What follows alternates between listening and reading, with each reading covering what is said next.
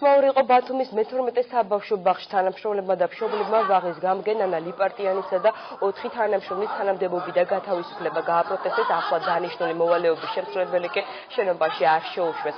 15 სექტემბერს ჩატარებული მონიტორინგის შედეგი რეორგანიზაციის მიზეზი გახდა. მე-12 ბაღში არსებულ ვითარებას ბათუმის საკრებულოს განათლების, კულტურის, სპორტისა და ტურიზმის კომისიის თავმჯდომარე გაეცნო.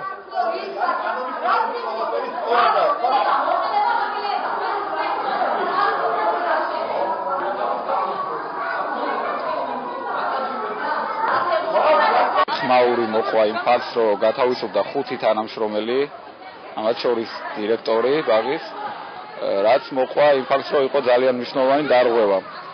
ეს გამოიკვლია ინსპექცირების ჯგუფმა, არის აქტები შესაბამისი, არის კისებულება, არის სამართლებრივი საფუძველი. ბავშვებს არ მიეწოდებოდა ის საკვები, რაც უნდა მიწოდებოდათ და იყო დანაკლისი საკმაოდ დიდი რაოდენობით, რაც გვაძლევს საფუძველს ვიფიქროთ, რომ რაღაც შემთხვევაში იკარგებოდა ის პროდუქტი, რომელიც ბავშვებთან მოდიოდა. ეს არის სრული აბსურდი, იდიოტიზმი და ფული რომ მქონდეს სტრასბურგამდე ჩავიდოდი მინდა გითხრათ.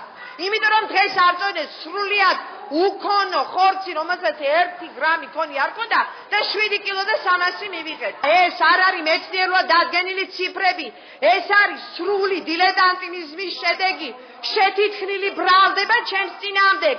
მე ასე არ ვიღელვებდი, რომ ღმერთის წინაშე მართალი არ ვიყო. გათავისუფლება შეუძლია მიმართოს სასამართლოს, მაგრამ სასამართლომდე აუცილებლად მოვიკითხავ ქალბატონ ნატალიასთან და შევხვდები ასევე იმ მონიტორინგის ჯგუფს, რომელმაც შეატარა შესაბამისი კვლევა და რის საფუძველზე დადგა ის ფაქტი, რის წინაშეც ვიმყოფებით ამჟამად.